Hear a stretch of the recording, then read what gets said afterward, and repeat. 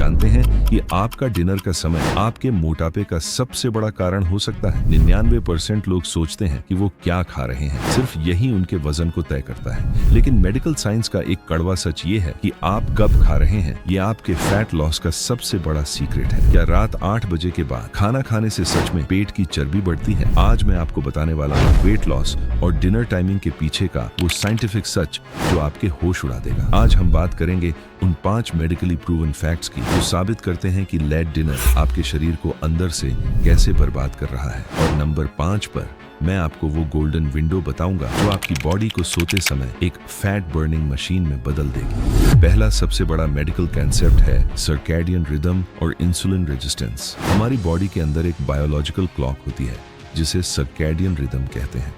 जैसे जैसे सूरज ढलता है आपकी बॉडी की इंसुलिन सेंसिटिविटी कम होने लगती है।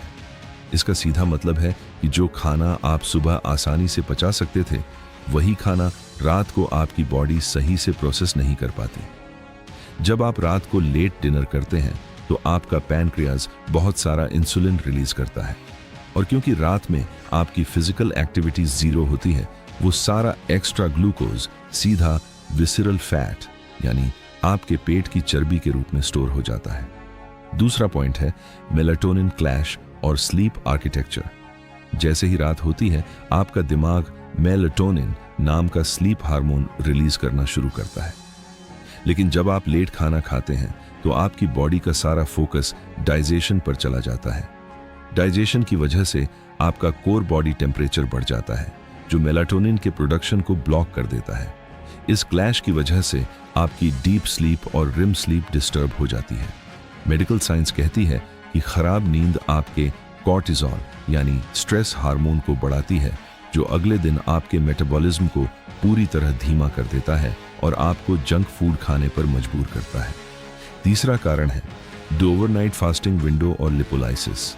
जब आप अपना डिनर जल्दी कर लेते हैं, मान लीजिए शाम 7 या 8 बजे और अगली सुबह 8 बजे नाश्ता करते हैं तो आप अनजाने में ही अपनी बॉडी को 12 से 13 घंटे का फास्टिंग मोड दे रहे होते हैं।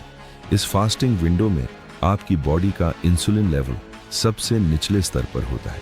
इसी समय आपकी बॉडी लिपोलाइसिस का प्रोसेस शुरू करती है जिसका मतलब है स्टोर किए हुए फैट को तोड़कर एनर्जी में बदलना। लेट डिनर करने से आपकी ये फास्टिंग विंडो बहुत छोटी हो जाती है और आपकी बॉडी को फैट बर्न करने का समय ही नहीं मिल पाता।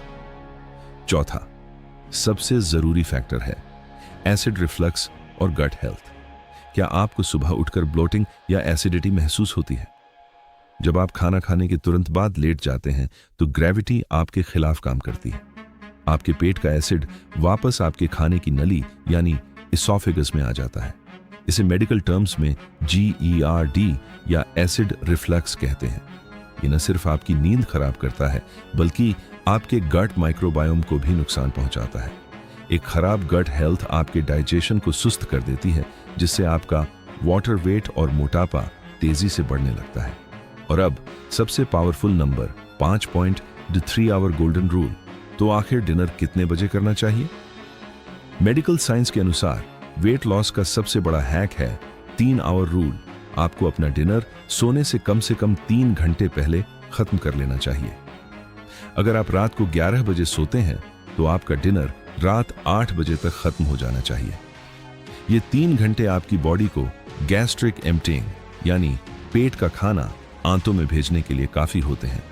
इससे जब आप सोने जाते हैं तो आपकी बॉडी का फोकस खाना पचाने पर नहीं बल्कि फैट बर्न करने और मसल्स को रिपेयर करने पर होता है। अब आपने समझ लिया कि लेट डिनर आपकी बॉडी के अंदर कैसे साइलेंट डैमेज करता है। लेकिन असली सवाल यह है कि अगर आपकी लाइफस्टाइल ही ऐसी है कि आपको देर से खाना पड़ता है तो क्या करें? क्या वेट लॉस फिर भी पॉसिबल है?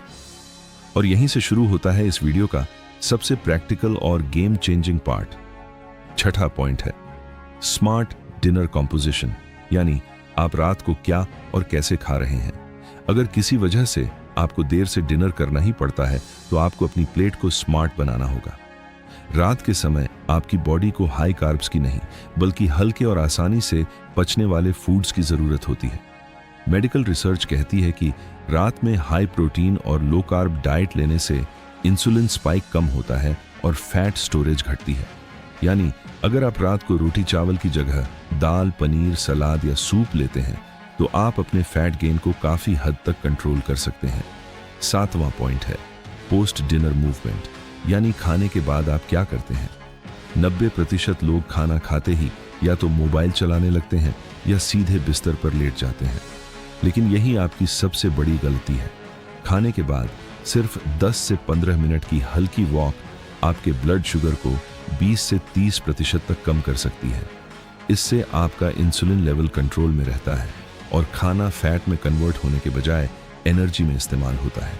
इसलिए अगली बार जब भी आप डिनर करें तो याद रखिए, eat and walk, don't eat and sleep. 8वां पॉइंट है वीकेंड डैमेज कंट्रोल, क्योंकि सच ये है कि हर दिन परफेक्ट टाइम पर खाना हर किसी के लिए पॉसिबल नहीं है। कभी पार्टी, कभी ऑफिस, कभी फैमिली फंक्शन। लेकिन इसका मतलब ये नहीं कि आपकी पूरी मेहनत बेकार हो जाए। अगर आपने एक दिन लेट डिनर कर लिया है तो अगले दिन आप अपना ब्रेकफास्ट थोड़ा लेट करके अपनी फास्टिंग विंडो को बैलेंस कर सकते हैं। इसे ही कहते हैं मेटाबॉलिक फ्लेक्सिबिलिटी, यानी आपकी बॉडी को इस तरह ट्रेन करना कि वो हर सिचुएशन में बैलेंस बना सके। 9वां पॉइंट है लिक्विड कैलोरीज ट्रैप। ये वो गलती है जो ज्यादातर लोग नोटिस ही नहीं करते। रात के समय चाय, कॉफी, कोल्ड ड्रिंक या मीठे जूस पीना, ये सब आपकी बॉडी में छुपे हुए कैलोरी बम की तरह काम करते हैं। खासकर रात में ये ड्रिंक्स आपकी नींद को खराब करते हैं और इंसुलिन को स्पाइक करते हैं। इसलिए अगर आपको रात में कुछ पीना है तो सिर्फ गुनगुना पानी या हर्बल टी लें। ये आपके मेटाबॉलिज्म को सपोर्ट करेगा, न कि उसे स्लो। और अब आता है सबसे जरूरी आखिरी पॉइंट, कंसिस्टेंसी ओवर परफेक्शन। क्योंकि वेट लॉस कोई एक दिन या एक हफ्ते का गेम नहीं है, ये एक सिस्टम है, एक लाइफस्टाइल है। अगर आप 7 में से 5 दिन भी सही टाइम पर डिनर कर लेते हैं, 10 मिनट वॉक कर लेते हैं और अपनी प्लेट को स्मार्ट बना लेते हैं तो आपका शरीर धीरे धीरे खुद बदलना शुरू कर देगा। याद रखिए, आपकी बॉडी एक मशीन नहीं है जिसे आप जब चाहें तब ऑन ऑफ कर दें।